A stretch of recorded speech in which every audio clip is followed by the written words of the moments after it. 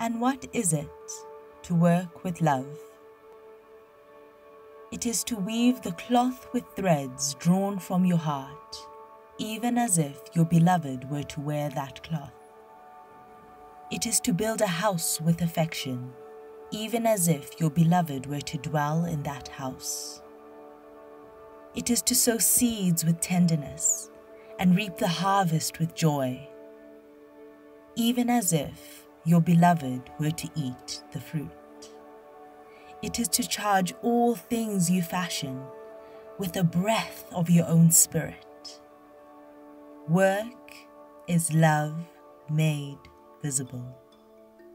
Hi, I'm Ruda Nondo, the country coordinator for Fashion Revolution Zimbabwe, and we have been walking an amazing journey during the Fashion Open Studios with our two designers, Danayi Madondo from House of Stone and Julian Tamuka from Guyllelujah, as well as their collaborators, Haleema from NYAKASIKANA and Tendai Angela Rockins. We have chosen the theme fashion therapy, just, as a way of reconnecting with our clothes, reconnecting with the way that we use our hands and just how our clothing makes us feel. But through this experience, we've actually been delving into the different aspects of fashion as a form of shelter, that being what we've been focusing on with NYAKASIKANA and Julian, and then also fashion as a form of therapy. And that has come out through the meditation processes and just through the handcrafts and the hand sewing of the roses. So this has been an amazing experience for us as we continue to look at how we can reduce fashion waste, and also just how we can create further awareness, as to what we can do with the clothes that we already have in our wardrobes.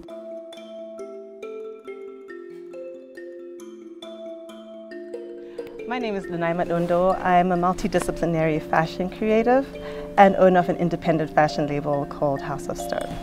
I started House of Stone in 2014 where I relocated back home, and I think upon my return I realized that the fashion social ecosystem here was its own universe altogether, unlike anything that I'd ever experienced. I think the socioeconomical challenges that I faced and still face really caused me to rethink everything in terms of what it was that I wanted to contribute and how I wanted to work within fashion.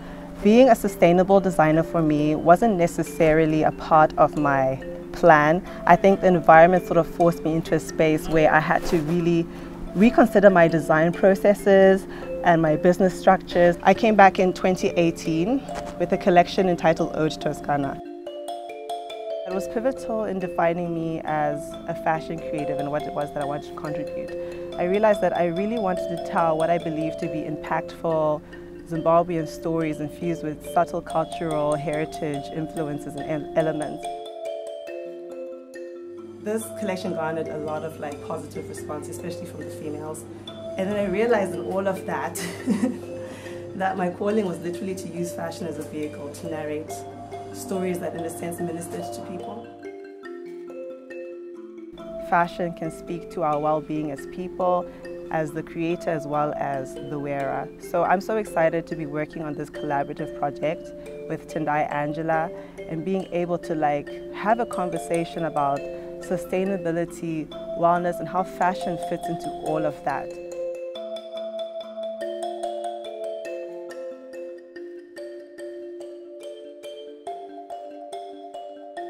Hi, so I'm Coco.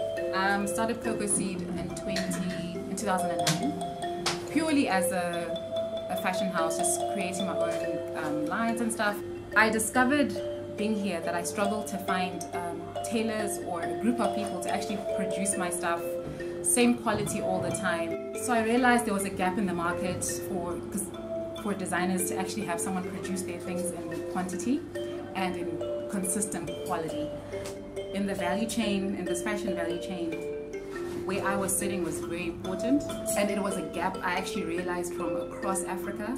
No one else was trying to do CMT. Everyone is just designing, but then no one is actually producing. I took on the challenge to do the nice stuff because of the story and the nice passion, and it was just a no-brainer.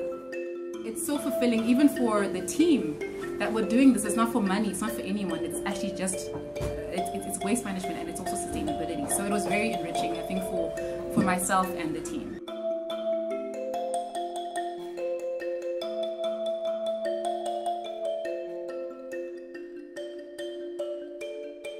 Namaste, my name is Tendai Angela and I am a yoga teacher or yoga instructor. Having your self-worth, you're able to provide more and have more quality and more value for others.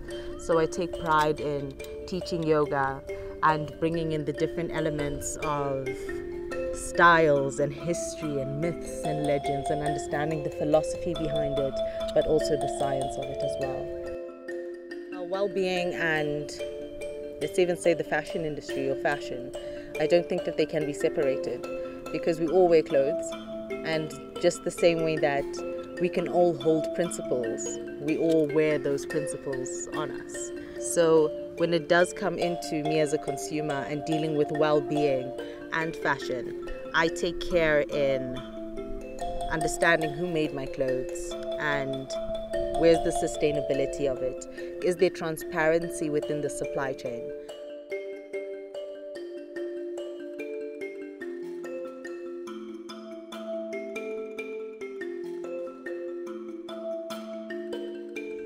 I want it to be the sort of place that allows the consumer of clothing to feel as though they have somewhere where they can go, where people have thought through the process of how best to produce this in a way that is least costly, not just in terms of the commerce or the finance, but more importantly, what it means to the ecology and the environment we live within, and how better to influence that.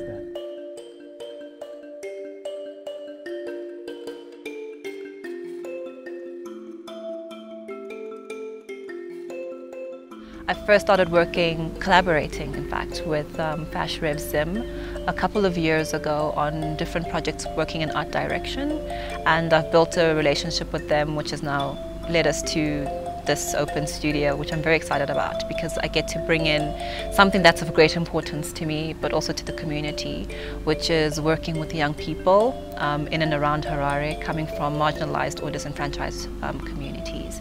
And Tamba Africa Circus is a social circus, and we communicate important social issues affecting these young people. Identifying social issues which affect young women and girls, particularly those with disability, those that are living in the ghetto, those living in very, very impoverished communities, and trying to communicate all of the different dimensions of one social issue that impacts all of these groups of young people.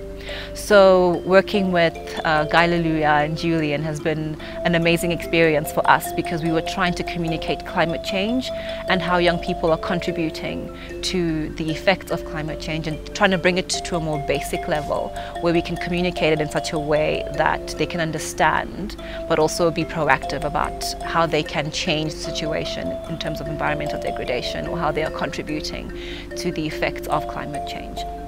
And with this open studio, we are quite happy to present a performance called Influencer, trying to take the idea of influencing people in a trend that's more sustainable and that's more healthy for the environment. They are beginning to see how they are part of not only the cause and effect, but also the change that they can make through the arts to communicate climate change to young people across the country.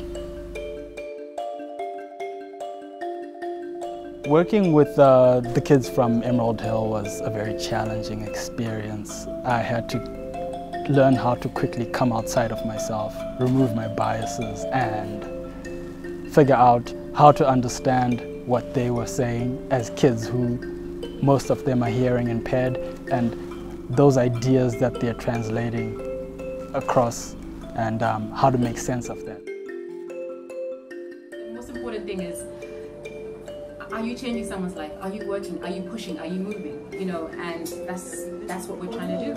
I feel like everything about House of Stone that makes it great are the people that I connect with, that I collaborate with, that give so much to what I'm doing that makes it manifest into something that is actually bigger than House of Stone.